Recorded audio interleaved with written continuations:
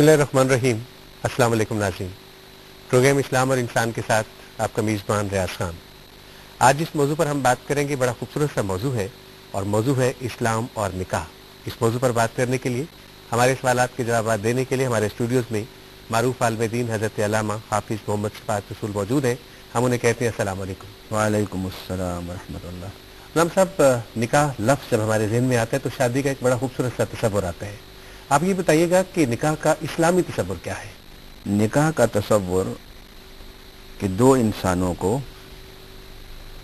बाहमी रिश्ते अज़दवाज में मुंसलिक करना ताकि वो एक दूसरे के साथ इकट्ठे ज़िंदगी गुजारें और अपने तभी ज़रूरतों को आसान तरीके से और जायज़ तरीके से पूरा करें। और शादी का मकसद न सिर्फ दो इंसानों की तभी ज़रूरतों और उनके तकाज़ों को पूरा करना है, इसके साथ साथ नस्ल इंसानी की अफजाइश और नस्ल इंसानी की बका का राज भी निकाह और शादी में मुज़मर है।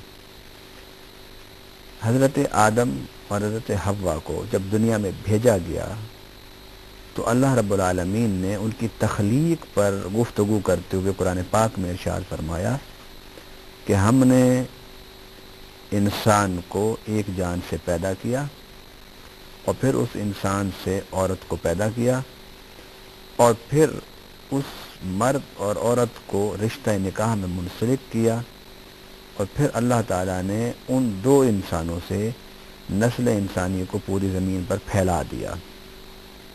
निकाह में दो चीज़ें मकसूद होती हैं, एक ये कि माशरा बेहरा रवी का शिकार न हो और हर इंसान अपनी तभी ज़रूरतें हलाल दायरे में रह के उसको पूरा करे, और दूसरा नस्ल इंसानी की अफजाइश, इजाफ़ा और उसकी बका। ये मेन मकसद है शादी का और निकाह का। अच्छा मतलब दोनों फ़रीक़ैन के लिए यानी दूल्हा और दुल्हन के लिए इस्लाम कौन सी बुनियादी शराइत आयद करता है कि निकाह के लिए? सूरह निसा में अल्लाह ताला ने इरशाद फरमाया जब वो निकाह की अहलियत तक पहुंच जाएं तो फिर उनका निकाह किया जाए। और निकाह की अहलियत और काबिलियत बालिग होना है। बालिग होने से पहले तो शादी का तसव्वुर ही नहीं है, क्योंकि बुलूगत ये एक अलामत होती है कि इस इंसान के अंदर अब शादी के तकाज़े पैदा हो गए। अब उस शादी के तकाज़ों को पूरा करने के लिए इनको रिश्ता निकाह में मुंसलिक किया जाए।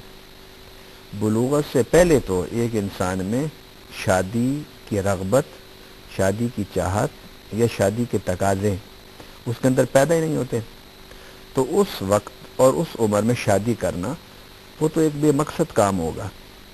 इसलिए आप जिस लड़की की या लड़के की शादी करना चाहते हैं उसके लिए ज़रूरी है कि वो बालिग हो और वो शादी क्या होती है और शादी के तकाज़े क्या हैं, शादी की ज़रूरतें क्या हैं और किन मकासद के लिए शादी की जाती है, उसकी फ़हम और समझ लड़के और लड़की को होना ज़रूरी है। अच्छा अल्लामा साहब, आमतौर पर ये समझा जाता है कि बलूगत के साथ साथ लड़के के लिए ख़ासतौर पर रोज़गार भी ज़रूरी है, यानी वो बच्चा जो बच्ची उसके घर में आ रही है, जो उसके निकाह में आ रही है, उसके नान नफ़े का भी इंतज़ाम कर सके। आप क्या कहेंगे? यकीनन कुरान और सुन्नत के हवाले से नान, नफ़का और सुकना, ये तीन चीज़ें बहुत ज़रूरी हैं। एक तो है कि एक इंसान के अंदर शादी और निकाह और अज़दवाजी ज़िंदगी की रग़बत का पैदा होना ज़रूरी है। उसके लिए अल्लाह ताला ने एक तबी और फितरती उम्र रखी है, और अगर इंसान उस उम्र को पहुंच भी जाए तो शादी की मंजिल तक पहुंचने के लिए उसके लिए ज़रूरी है कि वो मुकल्लफ हो किस चीज़ का, कि जो अल्लाह ताला ने उस पर जो चीज़ें पाबंद की हैं पूरी करने की, वो उसको पूरा करने की ताकत भी रखता हो, और वो सबसे पहले घर उसको दे सके अपनी बीवी को, दूसरे नंबर पर खाना पीना और ضروریات زندگی جس میں علاج معالجہ یہ ساری چیزیں ہیں. جو مرد یا جو لڑکا ان چیزوں کو پوری کرنے کی اہلیت نہیں رکھتا اسے شادی کرنا اسلام اس کی اجازت نہیں دیتا. اصل احمد صاحب آپ نے یہ فرمایا کہ اس طرح سے اس کو اجازت نہیں ہے کہ وہ شادی کرے، لیکن ہمارے یہاں پہ ایک اور تصور بھی ہے. کہا یہ جاتا ہے کہ لڑکا اگر بے روزگار ہے تو اس کی شادی کر دی جائے، اس کا نکاح ہوگا، وہ جو گھر میں آنے والی ہے وہ اپنا رزق اپنے ساتھ خود لائے گی اور اس کا بھی فائدہ ہوگا. اسلامی طور پر یہ کیا تصور ہے؟ اس میں کوئی